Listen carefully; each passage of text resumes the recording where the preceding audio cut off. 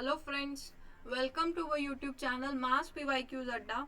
तो आज हम आपके लिए लाए हैं सीएमआई पीजी एंट्रेंस के पीवाईक्यूज। तो सीएमआई इंस्टीट्यूट में एमएससी मैथ्स एंट्रेंस होता है, तो 2016 के उसके पीवाईक्यूज आज हम लाए हैं। तो let's start this session.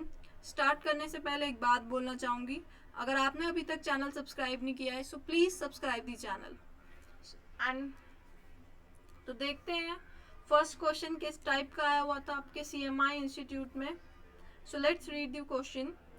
Late xn equal to एक सीक्वेंस दिया हुआ है 1 minus 1/n sine n pi by 3। It is a sequence और बोल रहा है कि l मान लो limit inferior xn and s भी लिमिट सुपीरियर xn। ठीक है, इसका लिम इंफ माना है l और s माना है लिम सुप। तो हमें करेक्ट स्टेटमेंट बतानी है, इन चारों में से कौन सी करेक्ट स्टेटमेंट है। सो स्टार्ट करते हैं। तो बेसिकली यहाँ पर हमें ये क्वेश्चन अटेम्प्ट करने के लिए पता होना चाहिए कि लिम इंफ और लिम सुप क्या होता है किसी सीक्वेंस का। That means limit inferior and limit superior क्या होता है। तो यहाँ पर अगर मैं शॉर्ट में बताना चाहूँ कि जिससे इतनी नॉलेज हो जाए हमारे पास कि क्वेश्चन अटेम्प्ट हो जाए, so you can say if a sequence has limit points, if a sequence has limit points, then the greatest limit point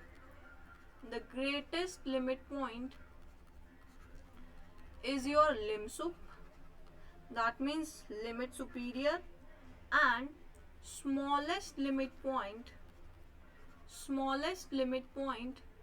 is your lim inf, that means limit inferior. सो इस case में check करते हैं कि अगर limit points exist कर जाते हैं, limit points मिल जाते हैं, तो उनमें से ही देख लेंगे। बड़ा जो होगा वो लिमिट सुपीरियर बन जाएगा, जो छोटा होगा वो लिमिट इंफीरियर बन जाएगा। तो यहाँ पर अगर हम ध्यान से देखें तो यहाँ पर दो सीक्वेंसेस हैं एक्सएन के अंदर। एक तो आपका है 1 माइनस 1/n और एक है sine n pi by 3। 1 minus 1/n directly दिख रहा है कि 1 को कन्वर्जेंट है, और sine n pi by 3 sequence देखें so it is oscillatory sequence. इसके टर्म्स देखो कैसे होंगे। When you put n equal to 1 it will be sine pi by 3, that means root 3/2। When you put n equal to 3 n equal to 2 sine 2 pi by 3, similarly sine 3 pi by 3, sine 4 pi by 3। तो इसी तरह के terms आने वाले हैं sequence में। Root 3/2 minus root 3/2 0, इन्हीं values पे सीक्वेंस ऑसिलेट करता रहेगा। So it means this sequence sine n pi by 3 has 3 limit points. तो इसके पास 3 लिमिट पॉइंट्स हैं और दूसरा वाला जो सीक्वेंस है वो 1 पे कन्वर्ज कर रहा है। तो ओवरऑल एक्सएन सीक्वेंस के भी यही लिमिट पॉइंट्स हैं, रूट 3/2 माइनस रूट 3/2 एंड 0। सो अब इसका क्या मतलब है, अब आपका बड़ा लिमिट पॉइंट कौन सा है इनमें से, root 3/2, that is your lim sup, and smallest one is this, that is your lim inf. So the correct statement is A option is your correct statement. आगे बढ़ते हैं नेक्स्ट क्वेश्चन की तरफ। तो नेक्स्ट क्वेश्चन क्या बोल रहा है, let f from r to r, real numbers पे एक फंक्शन डिफाइन कर रहे हैं इस तरह से, x square sine 1/x² when your x is non zero and 0 otherwise. ठीक है, तो बताना है क्या f कॉन्टिन्यूअस है, डिसकॉन्टिन्यूअस है 0 पे, या डिफरेंशिएबल है, या कॉन्टिन्यूअसली डिफरेंशिएबल है। तो इस क्वेश्चन में अगर हम देखें तो दिक्कत होने कहाँ वाली है। देखो ये वाला फंक्शन तो कॉन्टिन्यूअस है for x non zero, differentiable भी है फॉर x नॉन जीरो, पे हमें कोई दिक्कत नहीं है। अगर प्रॉब्लम होगी तो वो x इक्वल टू 0 पे होगी, चाहे वो कॉन्टिन्यूटी की प्रॉब्लम हो चाहे वो डिफरेंशिएबिलिटी की प्रॉब्लम हो। So basically we have to check for x equal to 0। तो पहले कॉन्टिन्यूटी चेक कर लेते हैं। तो इस फंक्शन की आप या लिमिट LHL फाइंड कर लो या RHL फाइंड कर लो, बोथ यू विल गेट 0। देखो ये function, this will be some divergent sequence, but this sequence will always go to 0, hence in overall this sequence will go to 0. So your limit is 0 and which is equal to your f of 0. So that means function continuous तो पक्का है। अब बात आई differentiability की, तो B option यहाँ से फॉल्स हो चुका है, बी ऑप्शन करेक्ट नहीं हो सकता। अब बात आई डिफरेंशिएबिलिटी की। So by definition you for differentiability you have to check कि ये लिमिट एग्जिस्ट कर रही है या नहीं कर रही। अगर ये एग्जिस्ट कर जाती है तो हम बोलेंगे एफ डैश जीरो एग्जिस्ट कर रहा है। तो चेक करते हैं इस लिमिट को। सो इट विल बी, देखो यहाँ पर एक्स स्क्वायर था और ऐसा कुछ था एक्स, तो एक्स से एक्स कैंसिल हो गया, सो ये ऐसा बन गया आपका x sine 1/x square. Again this sequence is divergent but this will go to zero, hence overall limit will be zero. So ये फंक्शन आपका डिफरेंशिएबल भी है at zero. So that means A option is correct, C option is correct. अब हमें check करना है कि derivative भी कॉन्टिन्यूअस है, क्या फंक्शन का डेरिवेटिव कॉन्टिन्यूअस है।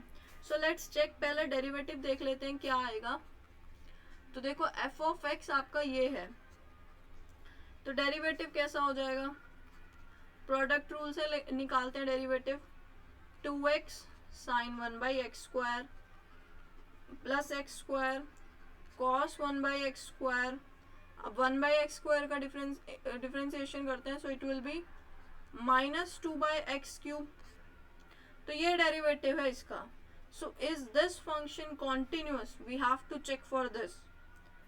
अब मतलब हमें चेक करना है कि इसकी लिमिट एग्जिस्ट कर रही है at zero. Again problem zero पर ही है, so we have to check for only zero. तो हम चेक करते हैं क्या limit x tending to zero f dash zero exist कर रही है या नहीं।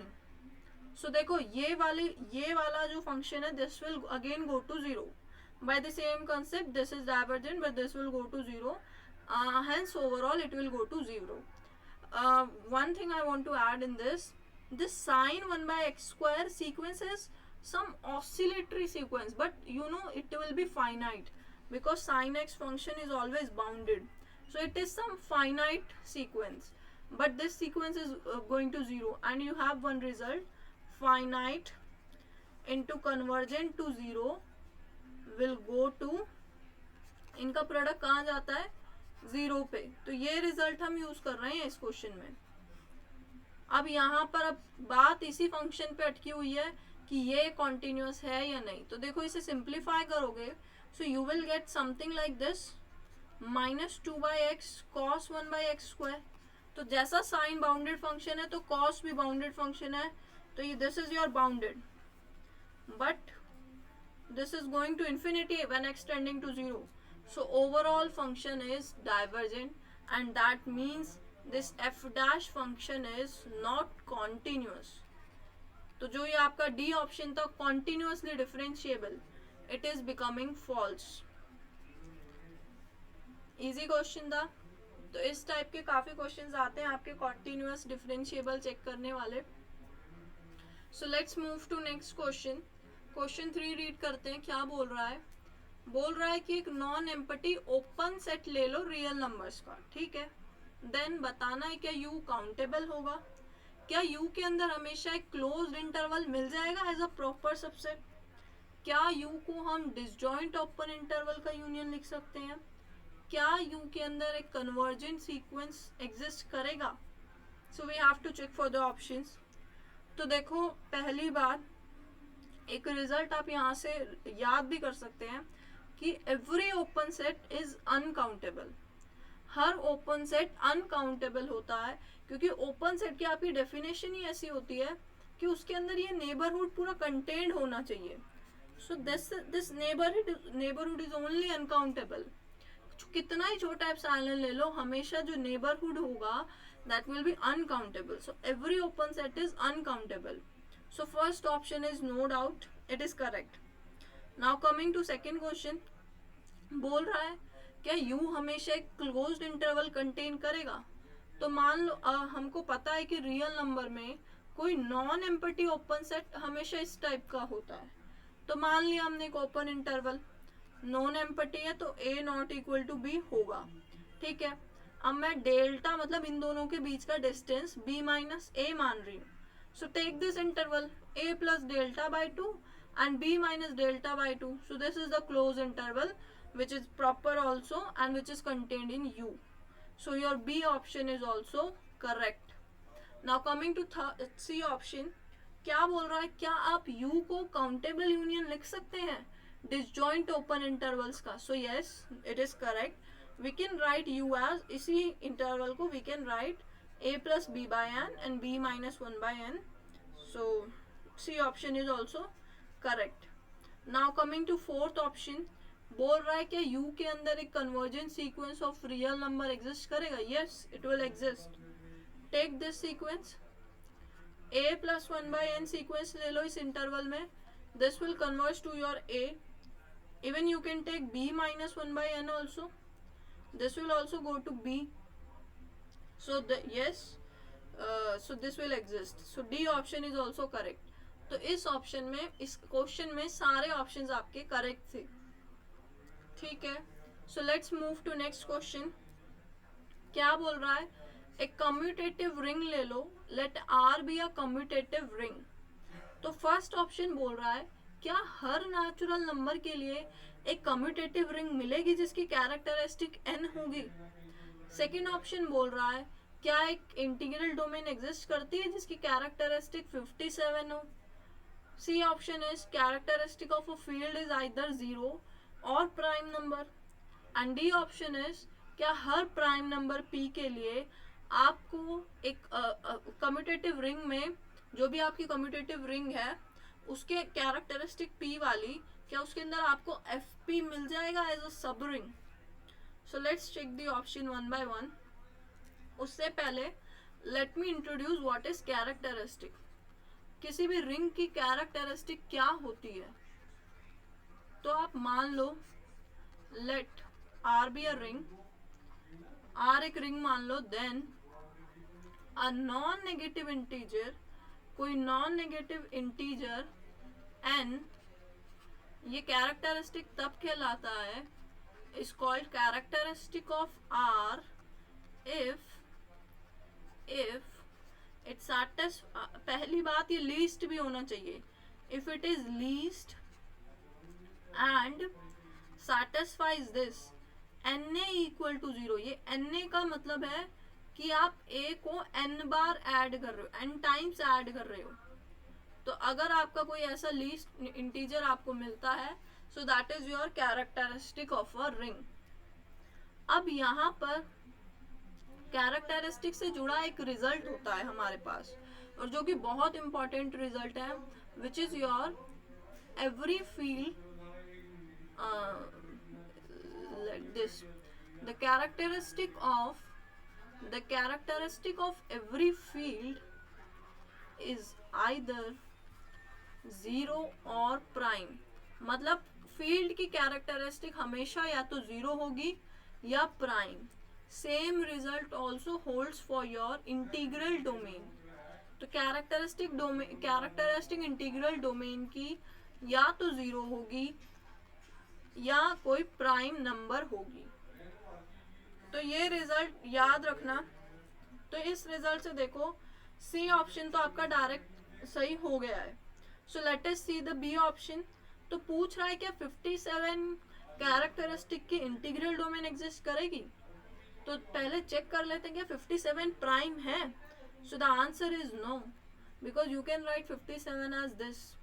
सो your B option is wrong, क्योंकि अगर इंटीग्रल डोमेन होगी तो डेफिनेटली उसकी कैरेक्टरिस्टिक प्राइम होनी चाहिए, जो कि यहाँ ट्रू नहीं है. तो बी ऑप्शन आपका फॉल्स हो गया है. अब फर्स्ट ऑप्शन देखते हैं. बोल रहा है क्या हर नेचुरल नंबर के लिए कम्यूटेटिव रिंग मिल जाएगी? So yes, the trivial finite ring Zn की कैरेक्टरिस्टिक हमेशा n होती है, तो ये आपकी एग्जिस्ट हमेशा करेगी, कम्यूटेटिव भी है. So A option is correct. Moving to D option. D option is also correct. This is also result कि हर रिंग की कैरेक्टरिस्टिक P वाली रिंग में एक FP सब रिंग पक्का होगी. So D option is also correct. So the only false option in this question was your B option. Moving to next question. तो बोल रहा है, नेक्स्ट क्वेश्चन देखते हैं क्या कह रहा है. तो let IJ be 2 maximal ideals. तो IJ कोई 2 मैक्सिमल आइडियल्स माने हैं आपके PID में. ठीक है. PID is your principal ideal domain. Principal ideal domain ऐसी इंटीग्रल डोमेन होती है जिसके सारे आइडियल्स प्रिंसिपल होते हैं. ठीक है. और एक और कंडीशन दी हुई है कि फील्ड नहीं है. ये PID ऐसी ली हुई है कि जो फील्ड नहीं है. ठीक है. तो बोल रहा है कि शो करो, ये सब्जेक्टिव क्वेश्चन आपका आया हुआ था, show that IG is never a prime ideal. ये कभी भी प्राइम आइडियल नहीं होगा. यहाँ पर सिर्फ एक रिजल्ट था जो मेन काम करने वाला था, जो था ये कि हर PID में, एवरी PID, मैं आपको बता दूं मैक्सिमल और प्राइम आइडियल के बीच में क्या रिलेशन होता है. Let's see this. तो अगर आपकी कोई भी जनरल रिंग है तो उसके अंदर आपके पास ये होता है maximal ideal implies prime ideal. तो अगर मैक्सिमल है तो वो प्राइम भी होगा. लेकिन PID में आपके पास एक स्पेशल रिजल्ट होता है maximal if and only prime. यहाँ पर बोथ साइड होता है और किसी एनी रैंडम रिंग में ये वन साइडेड होता है. तो ये ध्यान रखना, यहाँ पर हर प्राइम आइडियल मैक्सिमल भी होगा. ठीक है. तो हम मान के चलते हैं कि IG प्राइम आइडियल है. हम कॉन्ट्राडिक्शन से प्रूव करेंगे इस क्वेश्चन को. तो देखो प्रिंसिपल आइडियल डोमेन आपकी इंटीग्रल डोमेन भी है और IJ नॉन जीरो है. IG आइडियल्स आपके दोनों नॉन जीरो है, तो इनका प्रोडक्ट भी नॉन जीरो आइडियल होगा. ठीक है. और अगर IJ प्राइम आइडियल है, so using this result it will B maximal also. But how it can be maximal? Because you know IJ is contained in I also and IJ is contained in J also. So this is not maximal ideal. This is a contradiction. That means our assumption was wrong and it is not a principal ideal. So in this way you can prove subjective questions also. They are not as much difficult. Let's move to next question. तो next question की तरफ बढ़ते हैं. तो 6th question is your complex analysis का ये question है. क्या बोल रहा है कि f from C to C complex numbers पे एक फंक्शन f ले लिया है जो एंटायर है. एंटायर मतलब एनालिटिक एवरीवेयर, जो हर जगह एनालिटिक है फंक्शन. तो बोल रहा है, क्या कंडीशन दी हुई है क्वेश्चन में, कि fz आपका रियल नंबर होगा अगर या तो z रियल एक्सिस पे हो, मतलब z आपका इस तरह का हो, या फिर इमेजिनरी एक्सिस पे हो, मतलब ऐसा हो. तो fz आपका रियल नंबर होगा. So you have to show, this was also a subjective question, you have to show f dash z is 0 at z equals to 0. that means you have to show f dash 0 is 0. तो ये show करना था. तो देखो मैंने function मान लिया fz, let fz as uxy plus iota vxy. तो देखो according to given condition v of 0 too will be 0, क्योंकि मतलब अगर x 0 है, मतलब सिर्फ इमेजिनरी पार्ट है, तो 0 होगा फंक्शन की वैल्यू. मतलब इमेजिनरी पार्ट 0 होगा क्योंकि रियल पार्ट रहेगा, तो ये इमेजिनरी पार्ट 0 होगा. Similarly when your imaginary part is 0, again this will be 0. तो इसका मतलब आपको मिल गया. अब आप इसका पार्शियल डेरिवेटिव करोगे 0 का विद रिस्पेक्ट टू x, वो भी 0 आएगा, और विद रिस्पेक्ट टू y करोगे वो भी 0 आएगा. और अगर एंटायर है तो कॉशी रीमान इक्वेशन सैटिस्फाई करेगा फंक्शन. तो कॉशी रीमान इक्वेशन से आपके पास ये आ जाएगा कि ux और uy भी 0 है एट पॉइंट 0 0. और आप जानते हैं कि f डैश z कैसे डिफाइन होता है किसी भी एनालिटिक फंक्शन के लिए, ux प्लस आयोटा vx. तो f डैश 0 क्या हो जाएगा, 0 0 पे हो जाएगा, और जो कि दोनों 0 आ रही हैं, तो इसका मतलब f डैश z आपका क्या आ गया, f डैश 0 क्या आ गया, 0. So this is your proof. ज़्यादा मुश्किल प्रूफ नहीं था. तो ऐसे ही क्वेश्चन आते हैं. You just have to apply the basic concepts. If you know basic concept then you can attempt any question. Moving to next question. तो नेक्स्ट क्वेश्चन में क्या बोल रहा है, एक f मान रहा है q omega cubic root of 2, और ओमेगा जहाँ पर आपका primitive cube root of unity है. तो ये यूनिटी का क्यूब रूट है ओमेगा. बोल रहा है कि क्यू बेसिस फाइंड करो. क्यू बेसिस कहने का मतलब है कि आपको एफ ओवर क्यू का बेसिस फाइंड करना है, ठीक है। फिर नेक्स्ट क्वेश्चन इसी का पार्ट है, इस क्वेश्चन में ही let mu from F to F, एक मैप डिफाइन कर रहे हैं, Q linear map, linear mapping है ये एफ टू एफ पे, such that mu of A is omega square A. तो हमें इसकी मैट्रिक्स बतानी थी म्यू की, और बेसिस आपका क्या होने वाला, जो आप ऑब्टेन्ड करोगे, जो भी आपको बेसिस मिलेगा फर्स्ट पार्ट से। तो let's find the basis first. तो देखो देखते हैं, ओमेगा आप जानते हैं ऐसा होता है primitive cube root of unity, plus minus होता है। तो आप या तो प्लस वाला ले लो या माइनस वाला ले लो, आपकी मर्जी है, डजंट मैटर मच। तो इसका मिनिमल पॉलिनोमियल जो होता है ओमेगा का, वो आपका ये होता है मिनिमल पॉलिनोमियल, मतलब सबसे छोटी डिग्री का पॉलिनोमियल जो ओमेगा सैटिस्फाई करता है, and that too it should be in Q. मतलब जो ये मिनिमल पॉलिनोमियल है ये क्यू एक्स से आना चाहिए, मतलब इसके कोफिशिएंट क्यू से आने चाहिए, क्योंकि आपकी फील्ड क्यू है। तो इसका मतलब मिनिमल पॉलिनोमियल की डिग्री कितनी है, 2। तो जो एक्सटेंशन की डिग्री हो जाएगी वो भी 2 हो जाएगी, और जो बेसिस की डिग्री, बेसिस की कार्डिनलिटी हो जाएगी वो भी 2 हो जाएगी, and bases will be 1 and omega. अब क्यूब रूट की बात चेक करते हैं, क्यूब रूट ऑफ 2 की। तो देखो इसको सबसे छोटी डिग्री का पॉलिनोमियल जो ये सैटिस्फाई करेगा वो यही है, एक्स क्यूब माइनस 2 क्यू के अंदर। तो इसका मतलब इसकी एक्सटेंशन डिग्री 3 है, क्योंकि मिनिमल पॉलिनोमियल की डिग्री 3 है। तो इसका बेसिस हो जाएगा 1, 2 क्यूबेथ रूट ऑफ 2 एंड इसका स्क्वायर, मतलब 1 अल्फा अल्फा स्क्वायर। तो ये आपका बेसिस है, लेकिन ये बेसिस अभी आया है Q2/3 का ओवर Q, नीचे वाला ये, और ये ऊपर वाला आया है Q ओमेगा का ओवर Q। लेकिन आपको फाइंड करना है Q ओमेगा क्यूबेथ रूट ऑफ 2। देखो क्वेश्चन में आपको ये इसका बेसिस फाइंड करना है, तो इसका बेसिस कुछ और नहीं होगा, इन्हीं दोनों से मिलके इसका बेसिस बनने वाला है, और उसकी जो कार्डिनलिटी होने वाली है वो 2 × 3 6 होगी। तो बेसिस आपका ये बन जाएगा 1 ओमेगा क्यूबेथ root of 2 square of that omega 2 1/3 and omega 2 raised to the power 2/3. So this spans f and this is the basis for f over q. अब बात आई वो लीनियर मैप की मैट्रिक्स बताने वाली। तो मैट्रिक्स रिप्रेजेंटेशन फाइंड करने के लिए क्या करना है, हमको बेसिस एलिमेंट्स का म्यू फाइंड करना है। तो बेसिस एलिमेंट्स पे अप्लाई करते हैं म्यू। तो देखो म्यू ऑफ 1 क्या आ गया, omega square, and you know क्योंकि मिनिमल पॉलिनोमियल है ओमेगा का ये, तो omega square plus omega plus 1 0 होगा। तो ओमेगा स्क्वायर क्या आ जाएगा, -1 माइनस ओमेगा। ये हम क्यों कर रहे हैं, वैसे ये इसीलिए कर रहे हैं क्योंकि हमको जो म्यू मैट्रिक्स थी वो बीटा से बीटा फाइंड करनी थी। तो हमें इस बीटा म्यू ऑफ बीटा को इन लीनियर कॉम्बिनेशन लिखना है बीटा के एलिमेंट्स का ही। तो ओमेगा स्क्वायर तो बेसिस एलिमेंट नहीं है, तो इसीलिए इसको we are converting it into linear combination of beta, ठीक है। So basically this is your beta.